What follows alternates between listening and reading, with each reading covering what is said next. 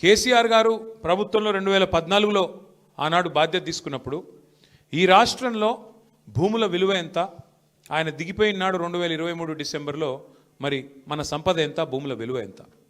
ఆనాడు ఒక్కొక్క చోట, నేను హైదరాబాద్ గురించి మాట్లాడలేదు, ఎక్కడో ఆదిలాబాద్ కావచ్చు, అలంపూర్ కావచ్చు, కోదాడ కావచ్చు, నారాయణఖేడ్ కావచ్చు, మారుమూల ప్రాంతాలు కావచ్చు, అక్కడ కూడా 5 లక్షల రూపాయల విలువ ఉన్న ఎకరం ఉన్న పొలం కేసీఆర్ వచ్చిన తర్వాత కరెంట్ ఇచ్చి, నీళ్ళిచ్చి, వ్యవసాయం బాగయి అద్భుతమైన పథకాలు తీసుకొస్తే 5 లక్షల ఎకరం ఉన్న పొలం దాదాపు 50 లక్షలైంది, 25 లక్షలైంది, 30 లక్షలైంది. ప్రజల సంపద పెరిగింది. ఏమైంది దానివల్ల? సంపద పెరిగితే ధైర్యం వచ్చింది. ఒక 4 ఎకరాలు ఉంటే ఒక పెద్ద మనిషికి, ఒక రైతుకి నాకు ₹1 కోటి ఉన్నట్టుగా ఫీల్ అయ్యిండు. నాకేమన్నా అయితే నా కుటుంబం రోడ్డు మీద పడదు, నా కుటుంబానికి, నా భార్య పిల్లలకు డోకలేదు, మంచిగుంటారు వాళ్ళు, కొడుకు ఏదైనా వ్యాపారం పెట్టుకుంటే 1 ఎకరం అమ్మి పైసలు ఇస్తా, బిడ్డ పెళ్ళి అయితే 1 ఎకరం అమ్మి చేస్తా, ఈ ధైర్యం ఉండేది. సంపద పెరిగింది, ప్రజలది విశ్వాసం పెరిగింది, నమ్మకం పెరిగింది, ధీమా పెరిగింది. మరి ఈరోజు ఏమైంది? 2 ఏళ్లలో ఎట్లా ఉంది పరిస్థితి? నాకంటే బాగా మీకే తెలుసు. వాళ్ళ మార్కెట్లో డబ్బులు లేవు.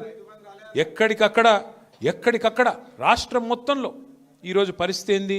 ఎక్కడికక్కడ రియల్ ఎస్టేట్ స్తంభించిపోయిన పరిస్థితి. ముఖ్యమంత్రి గారికి నేను ఇట్లా మాట్లాడితే ఇబ్బంది అనిపించవచ్చు, వాస్తవాలు చెప్తే వాళ్ళకి ఇబ్బంది అనిపించవచ్చు.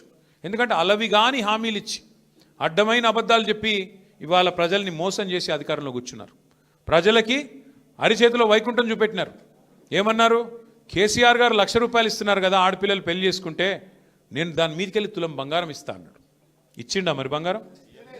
నేను ఆ రోజే చెప్పిన, ఇది బంగారం ఇచ్చే బ్యాచ్ కాదు, పుస్తలతాడు ఎత్తుకపోయే బ్యాచ్ అని చెప్పిన. మనోళ్ళు హైదరాబాద్ వాళ్ళు విన్నారు, ఊర్లల్లో ఆగమైంది. ఏమైంది ఆఖరికి? ఈరోజు నిజంగానే ఎక్కడికక్కడ తాకట్టు పెట్టి, ఆస్తులు తాకట్టు పెట్టి, పేపర్లు పెట్టి అప్పులు తెచ్చుకునే పరిస్థితి, బంగారం ఏమైనా ఉంటే కుదబెట్టే పరిస్థితి. ఇలా మళ్ళొకసారి ఆ పరిస్థితి వచ్చింది. రేవంత్ రెడ్డి గారు కాకపోతే నిజాయితీ గల్లోడు, ఆయన చాలా నిజాయితీ గల్ల మోసగాడు.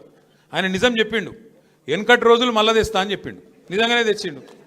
వెనకటి రోజులలో ఎట్లుండే, మళ్ళా కరెంటు కోతలు, మళ్ళా యూరియా కోసం లైన్లు, మళ్ళా రోడ్డు మీద దొమ్మీలు, అవన్నీ మళ్ళీ వచ్చినాయి. ఆయన నిజాయితీగానే చెప్పిండు.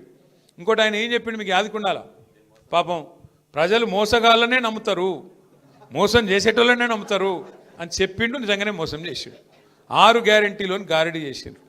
6 గ్యారంటీలు మా రాహుల్ గాంధీ చెప్తున్నాడు, మా సోనియా గాంధీ చెప్తున్నది అని రాహుల్ గాంధీ మీద ఒట్టు పెట్టిండు, సోనియా గాంధీ మీద ఒట్టు పెట్టిండు, దేవుళ్ళ మీద ఒట్టు పెట్టిండు. ఆఖరికి ఇంతమంది మీద ఒట్లు పెడితే నిజంగానే జనం నమ్మిండ్రు. ఏమన్నాడు కేసీఆర్ గారు?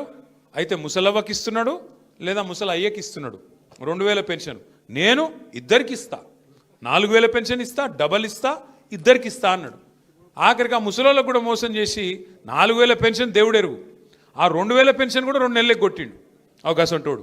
ఇక రైతు బంధు తమ్ముడు ఎవరు అంటున్నాడు పక్క నుంచి. భారతదేశంలో స్వాతంత్రం వచ్చిన తర్వాత రైతు దగ్గరికి వెళ్ళి తీసుకున్నోడే తప్ప, తీసుకున్న ప్రభుత్వమే తప్ప ఇచ్చినవాడేవాడు లేడు.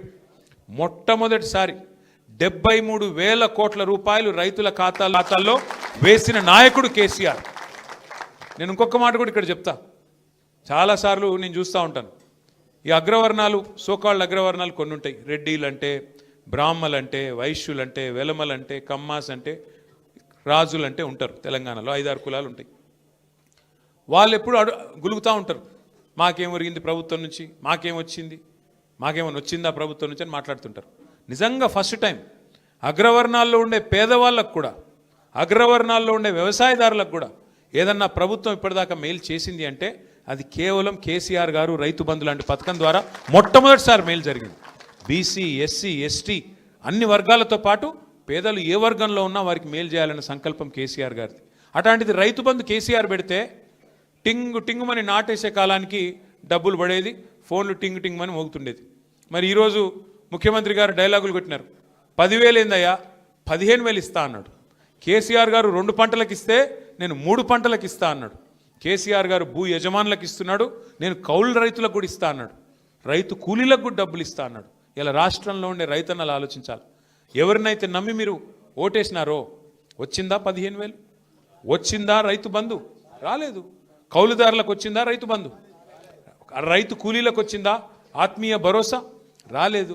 ఏమన్నంటే ముఖ్యమంత్రి ఒకటే నేర్చుకున్నాడు, 4,000 పెన్షన్ ఏంది, 2,000 పెన్షన్ చేసి 4,000 చేస్తాను కదా, ఏది అంటే ఆయనకు వచ్చింది ఒకటే ఒక్క భాష, ఇంగ్లీషు రాదు, తెలుగు రాదు, హిందీ రాదు, బూతులు వచ్చు, కేవలం బూతుల భాష. పోనీ తెలుగు అన్న చక్కగా వస్తుందా అంటే తెలుగు కూడా చక్కగా రాదు, బూతులు మాత్రం వచ్చు. నువ్వు గట్టిగా అడిగినావు అనుకో, ఏమైనా 4000 పెన్షన్ అంటే నీ లాగులో తొండలు ఇడుస్తా. 2500 ఏదయ్యా బాబు నువ్వు చెప్తివి కదా అంటే నీ గుడ్లు వీకి గోటీలు ఆడతా. రైతు బంధు ఇస్తా అంటివి కదా, ఏమైందా స్వామి అంటే నీ పేగులు తీసి మెడలు వేసుకుంటా. ఇంకో డైలాగ్ నేర్చుకున్నాడు, పండబెట్టి తొక్కుతా. నిజంగానే పండబెట్టి తొక్కుతున్నాడు, కరెక్టే. ఎవరిని తొక్కుతున్నాడు? మొత్తం రియల్ ఎస్టేట్ను వండబెట్టిండు, మొత్తం మీ రంగారెడ్డిలో తొక్కుతున్నాడు. ఇది వాస్తవం. రియల్ ఎస్టేట్ను పండబెట్టిండు, తొక్కుడు తొక్కుతున్నాడు 2 ఏళ్ళకెళ్ళి.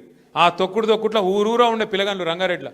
రియల్ ఎస్టేట్ అంటే ఒక భూ యజమానులే కాదు కదా, కొనుక్కుంటోళ్ళు అమ్ముకుంటోళ్ళే కాదు కదా, దాని చుట్టూ ఆధారపడ్డ వ్యవస్థ ఉంటుంది. ప్రతి ఊర్లో పిల్లలు ఎంతమంది కొనుక్కున్నారు ఫార్చునర్లు, ఎంతమంది కొనుక్కున్నారు కార్లు, రియల్ ఎస్టేట్ బాగున్నప్పుడు. యాదికి లేదా మనకు?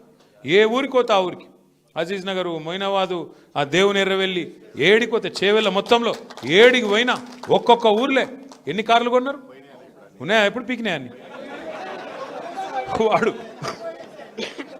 ఫైనాన్స్ వాడు గుంజుకపోయిండా. ఎందుకంటున్నా అంటే ఈ పరిస్థితి వచ్చింది, మళ్ళీ ఈఎంఐ కట్టకపోతే వాడు గుంజుకపోయే పరిస్థితి వచ్చింది. ఎందుకు అంటే ఒక మనిషి ధైర్యంగా ఉంటే, సంపద పెరిగితే ఆయన కుటుంబం మొత్తం ధైర్యంగా ఉంటుంది, ఆయన ఊరు ధైర్యంగా ఉంటుంది, ఆయన వ్యవస్థ మొత్తం ధైర్యంగా ఉంటుంది, ఆయన మీద ఆధారపడ్డ వాళ్ళు ధైర్యంగా ఉంటారు. ఇలా మన కళ్ళ ముంగట్నే మీ ఆస్తి హారతి కర్పూరంలోకి కరిగిపోతుందంటే దానికి సన్నాసి ప్రభుత్వమే కారణం. అయితలేదు వీళ్ళతో నడుపుడు. అయితే ఒక్కటి మాత్రం మంచిగా నేర్చుకున్నాడు. ఏమైందా రేవంత్ రెడ్డి గారు, మరి 6 గ్యారెంటీలు అమలు చేస్తలేవు ఏం సంగతి అంటే, మొదలేమో ఎకిల్ నవ్వులు నవ్విండు. నవ్వి నేను లంకె బిందెలు ఉంటాయనుకొని వచ్చినా, ఇక్కడ లంకె బిందెలు లేవు అంట. ఇప్పుడు కొత్తది నేర్చుకున్నాడు ఒకటి. ఏంటిది? కేసీఆర్ అప్పుల పాలు చేసిపోయినాడు, అందుకే నేను చేయలేకపోతున్నా.